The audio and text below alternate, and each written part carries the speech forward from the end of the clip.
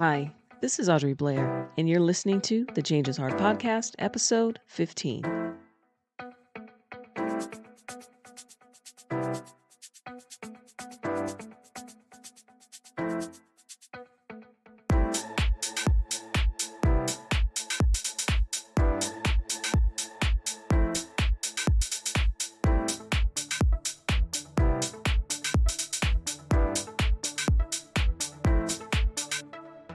Well, hello and welcome. Thank you so much for being here. I appreciate you. I was actually supposed to be in DC today, but I went to the airport about 2:30 to get my flight and got on our flight at about 3:30. And from 3:30 until about 9:30 or 10 o'clock last night, we sat on the plane and went nowhere, which was very frustrating. And the only reason why they brought us back to the gate is because apparently there's a law that you can only hold passengers on the plane for so long.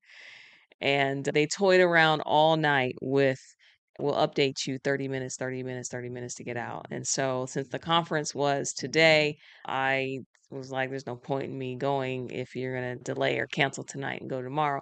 Now, what's funny is they didn't officially cancel the flight. They just delayed it. It was supposed to leave yesterday at 3 o'clock or so, almost 4 o'clock, and they delayed it until today at 9:30 in the morning. And as a result, I'm curious to see what they're gonna do, if I'm gonna get a refund or at minimum, I hope to get a credit. I hope they don't just take my money because I think they did actually go out today. Anyway, that being said, it was quite a frustrating evening. I didn't get to go to the conference that I was supposed to go to. There were some other things that I had planned, and so here we are. No big deal. I was able to get some work done today, and including getting this podcast done. It is the start of, if you know a little bit about me, you know that I really like sports. Particularly, it's football season, college football season. I'm a Buckeye fan, so I'm sporting my Buckeye hat. They start tomorrow, which will be fun. Today, though, I want to explore a topic that I think is at the heart of every successful relationship, and it's at the heart of every successful leader's toolkit. It's a skill that can be developed, so it's not one of those things that either you have it or you don't. I think most things can be developed and learned if you can break it down into its smaller parts. But it can be hard. It is challenging. It's something I work with clients with a lot, especially from a leadership perspective. And I think it's just one of those foundational elements that propel successful, productive, efficient teams and organizations. It's just one of those things that when it's there, you don't quite realize it because you're just moving along and going with the flow of things. But when it's missing, you really do feel it. When it's missing, there tends to be a lot of uncertainty. There tends to be a lack of innovation. There's a lot of hesitation when decisions need to be made. There's just a different energy that dominates. You may have guessed it by now, but what I'm talking about is trust. And I always have a conversation with my clients at some point where I'm talking to them about how they approach trust. And it's not that there is a right way to approach trust. There's no right or wrong way, but I do believe that there is a bit of a spectrum of how you approach it. And I do think that it's important that you know how you approach trust so that you can see a couple of things. One, you can see how it might be affecting others around you and your team because you're just not aware. And two, once you're aware, you can then decide and figure out where you need to make some adjustments and some discernments. And so, it's important to figure it out so that you can see how you approach it. Now, how we see circumstances, how we see people, how we view conversations is largely shaded by the lens through which we trust. I have a really good friend she's great, but she just trusts everybody. She's really good about giving people the benefit of the doubt. Sometimes she can be a little bit gullible, but she just gives it freely. She just assumes that people are gonna do what's best. She assumes that they're gonna do what they're supposed to do and do the right thing. Sometimes that does bite her, especially when it comes to strangers. And on the other hand, I have another friend who just thinks that people are inherently evil, and when given the opportunity, they're just gonna do evil all the time. So, and then I grew up, my grandmother would always tell me, "Now don't let anybody get too close." Thanks, grandma. I mean, it did serve me well to a point, and then I realized, that's probably hurting me more than it is helping me. But in any case, I do think that trust is one of those foundational elements of any effective leader. Without it, teams struggle to perform, communication breaks down, innovation stalls, and when it is built, however, though, it does provide an opportunity to create a safe environment where team members and people, they just feel empowered. They're allowed to be more creative. They can take more risks. And at this stage where we are, where we're asked to do more with less, what tends to happen is people tend to constrain and try and find a single right thing versus just trying different things to fail fast, fail quickly, so that they can then move along more quickly and come up with the right solutions. And it's a bit of a challenge. The other thing that's important about trust is that it can be the glue that takes a group of individuals and transforms them into a really cohesive unit, and they can become a very high performing team.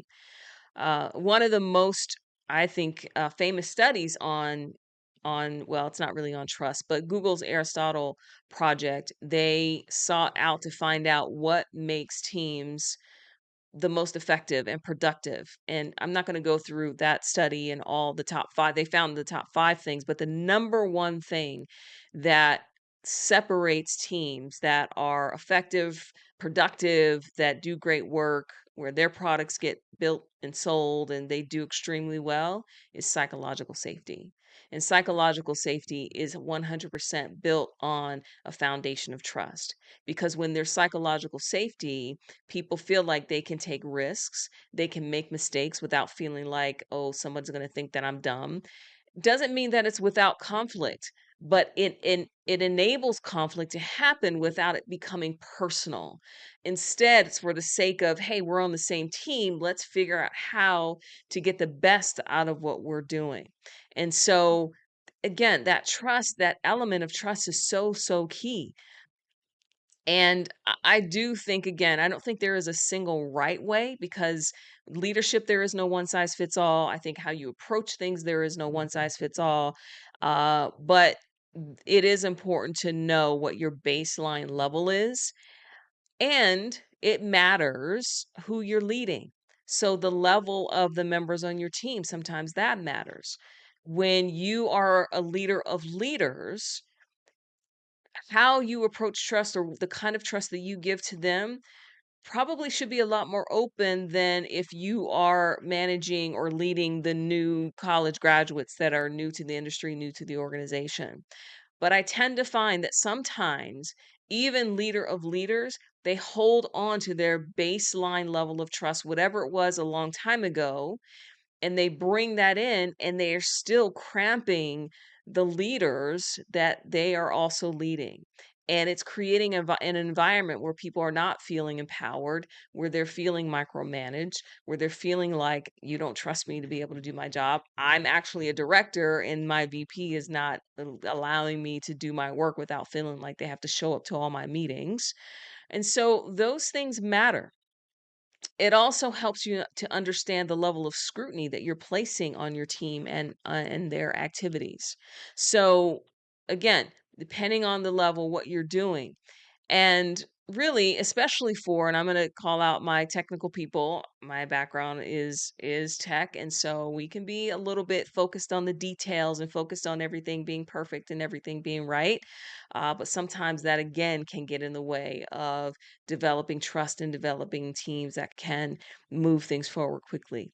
So at some point, I ask my clients how I used to ask, how do you approach it? And I would have one on one spectrum, I would say, do you give trust freely up front? Or are you on the other side where you are the kind of person that requires people to earn your trust? Since then, I recognize that there's a bit of a continuum or spectrum, and there are a couple of other stops along the way, and that's what I want to talk about today. I hope you it's started to rain really crazy here, and there's a lot of thunder and lightning. I don't know, I may lose power at some point, but hopefully it's not disturbing the audio. But it got really dark really quickly, and now there's just the rain is beating up against my window. Anyway, as I was saying, I used to ask the question, hey, at what end of the spectrum? But I've amended this perspective. And so I think here's some things that we should talk about. All right. So, first, then, let's define trust. I think it's important that when we're talking, you might define trust very differently than what I'm talking about it. And I do want to constrain it down to from a leadership perspective, professional leadership perspective. It can be used as a noun, an adjective, and a verb. I'm going to be talking about it from the sense of a verb because then it's an action, it's a decision, it's something that you do. And basically, it's your ability to have or place confidence in someone else to do something. You're relying on them to take care of or handle what it is that you're asking them to do.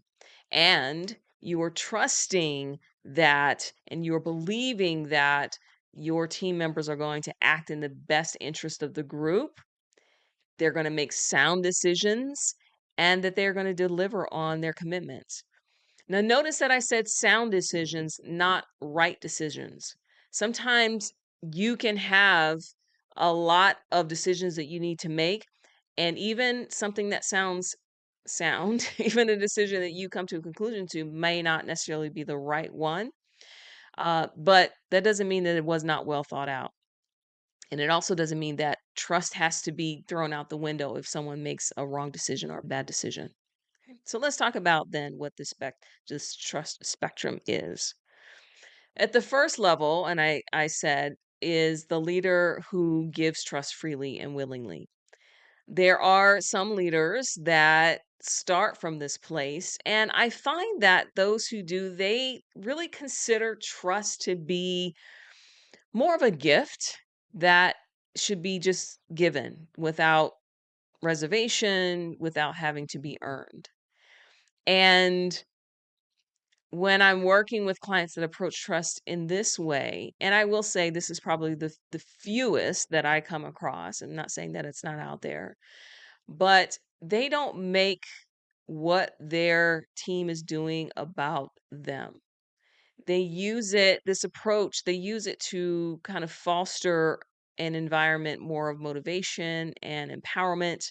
And it also, though, it requires that you are more comfortable with vulnerability and being open. Most importantly is that you are comfortable with letting go of control. And I was having this conversation with another client who kind of approaches trust from the opposite end of the spectrum.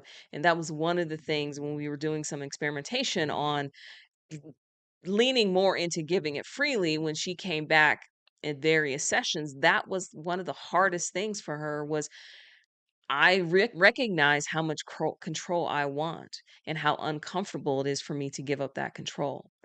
And if that is an area that you're in, it can really hinder how you give to those that you are leading. Because without this, everything can feel like people can feel like they're being micromanaged. And the challenge with this one is even if you feel like you give trust freely, you want to be careful that you don't pull it at the first sign of a mistake or that it doesn't evaporate quickly. Sometimes you might give it, but it's really light, and that can cause some confusion and maybe just some fear of, "Oh, no, I did make a mistake, and now I have to start all over from scratch." The other thing that comes up with the that gets in the way of giving trust freely is when people tend to be a little bit more on the perfectionism side. Things have to be done a certain way, and many times it's the way that you want it done, that's when we get into trouble about not trusting people as well. We're not giving them the opportunity to find a different way or another way of doing it. Okay. Now, the second stop on the spectrum is selective trust. Now, this is where leaders are a little bit more discerning, of course, about who they trust. They may trust certain members of the team and give more trust to certain members than they do with others. This could be for many reasons. It could be based on past experiences. It could be someone that you've worked with for a long time. It could be because they came with a recommendation from someone else. And then you compare that to someone who's maybe newer on the team. You don't know as much, or maybe they don't have as much work product. And you just want to be careful here because too much of this, and when you're being overly selective, you can create this environment of showing favorites and showing favoritism. You're going to give your toughest, most, sacred projects or high profile things to the people that you feel like, "Oh, I know they're going to knock it out," or, "Oh, I know they're going to do it," without even giving someone else the opportunity to show themselves that they have the ability and the capacity to get that done. And so you want to be careful here, because if you do that, then you're going to disengage those that you're not as close to. And it's really going to also interfere with collaboration across the team. Okay. So the third level is conditional trust. So in the middle of the spectrum, this is leaders who kind of they trust based on very specific conditions or milestones.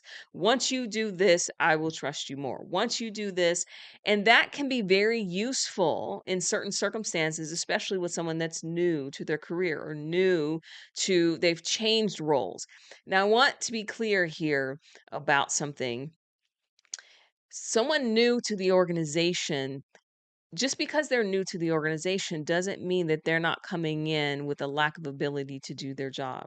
There might be some things, obviously, the nuances of coming into a new organization they need to learn, but it doesn't mean they need to start over from zero. And this is where that conditional trust can come in. Show me what you got, then I'll give you trust, and then I'll give you some more work. And that again can be, on one hand, it can help trust to grow organically because they're hitting these milestones and you feel more and more comfortable hitting these milestones. Um, but on the other hand, it can be perceived as inconsistent. If you're not consistent, and if you're not communicating well, if you're not being clear about what the expectations are, if you're not being clear about what these milestones are, if you're not being clear about what it is that you want them to do, then it can seem arbitrary to the person that you are waving this trust carrot in front of them, and it can lead to frustration and a lack of motivation. I've had a situation with a client very similar, actually two situations, one with a client and one with an old colleague, uh, doing great work. And they were constantly feeling like they were in a position where they had to prove themselves. And they did. One of them spent 6 months gathering the evidence of, okay, here's where we started, here's my role, here's what I've done. And they had been knocking it out of the park better than the previous person who had the job, but they weren't getting as paid as much as the previous person that had the job, and they weren't even given the same title when they took over this role. And so they are very frustrated. And in fact, when they asked to make the same amount as the last person, it created this whole storm of like, well, now we've got to investigate. And how do you know how much money that person made? They I don't even know that they actually knew how much. They knew it was more, and the organization told on themselves because they went into a little bit of a frenzy. But they're communicating something really, it's starting to become quite sinister, actually, is what's happening. But they're communicating that, we're not trusting your work, you still have to do more, and that carrot keeps moving, and that can be very frustrating. And when you have good people and you keep moving that carrot out, ultimately you're going to lose them. I mean, that's just it. You're going to lose people because they want to feel empowered. They want to be able to use their creativity. They want to be able to know that their work is being recognized and that their work is being valued. Had another client, superstar in the role that they were doing. They were doing all this incredible work far and above and beyond what they were being asked to do. But when they would show this new work, It just was underappreciated. "Oh, we don't have a place for that. Oh, yeah, yeah, yeah, just hold on. Oh, we'll get to it eventually." Well, eventually they left and went somewhere else where now they're doing amazing things and they're able to use those talents and they're given so much freedom and trusted so much and doing amazing things. All right. The fourth stop on this is trust but verify. I trust you, but I need to verify your work. And we know what this feels like too. So there's a trust, but there's always some degree of caution that's happening.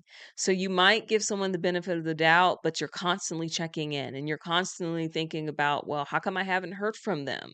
And this is the leader who delegates the task, but don't wait until the deadline before they're asking about what's going on. And in this case, it's not if I give you something today and I don't need to hear from you for 3 months. That's not what we're saying. But be very clear about when you want some check ins. I have seen this on both sides. I have one client who is the leader who does this, who gives, and then they get frustrated when they haven't heard from the person that they gave the project to. And I said, "Well, when are they supposed to get hand over? When are they supposed to be giving you something?" And the date was at some point in the future. I was like, "Well, what are you stressed about? What do you?" "Well, because I don't know. I don't know what's going on."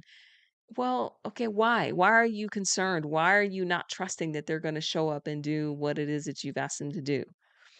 On the flip side, I have a client who their boss does this to them and they are so frustrated. They're like, "This is one of the multiple things that I have to do, first of all.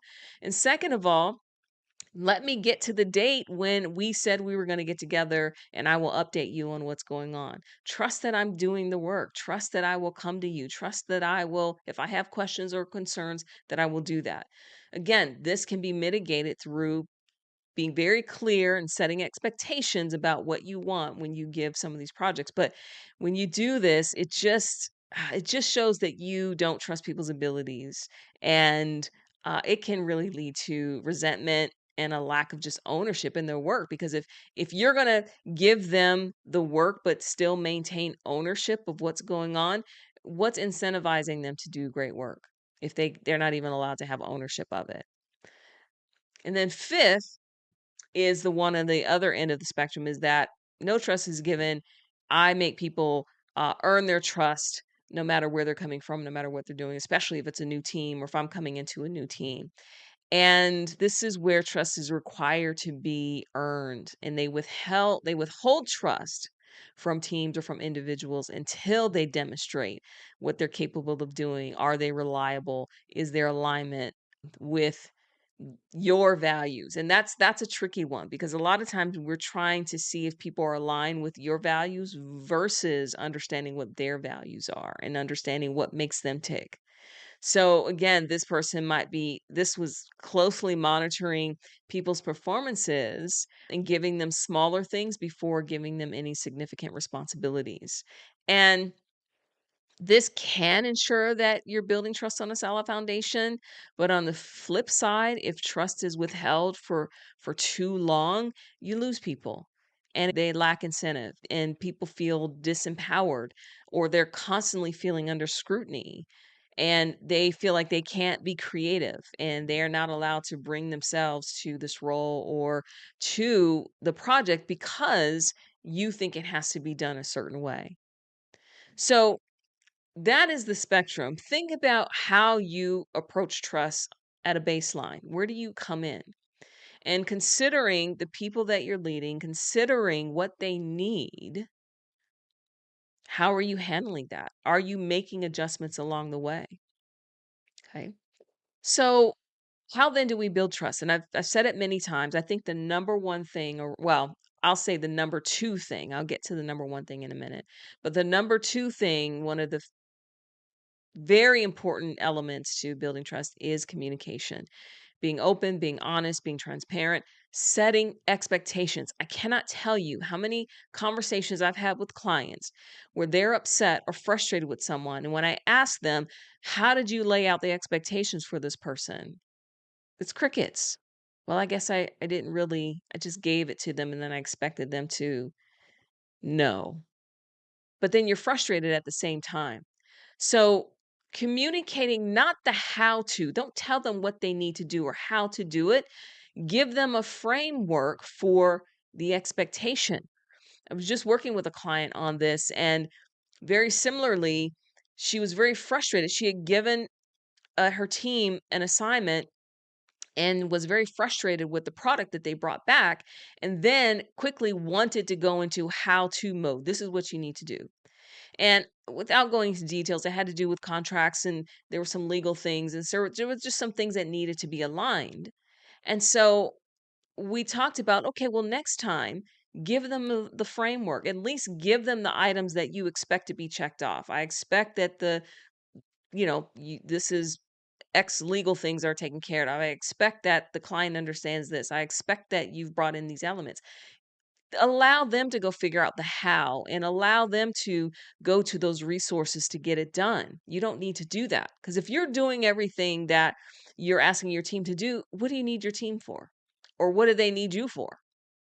So it is very important, though, that you be better at communicating not only your expectations, but also giving effective feedback. So when someone does make a mistake, it doesn't mean that the trust has to go away. It just means that you give them effective feedback. Have they learned from the feedback that I've given them? And often, when it's effective feedback, you will see really quickly someone responding in a way because it's very clear. They know what behavior, what they said, or what they did that caused this negative thing to happen. And we can talk a little bit more. That's a different thing. We can talk about how to give effective feedback, but communication is key. Also being consistent, you being consistent is necessary. Showing a little bit of grace, showing a little bit of empathy, understanding and considering the different perspectives, the different backgrounds, the different things, the different elements that people are bringing in to their role and to your team, and honoring that. Take the things that fit and help people and give feedback on the things that don't fit.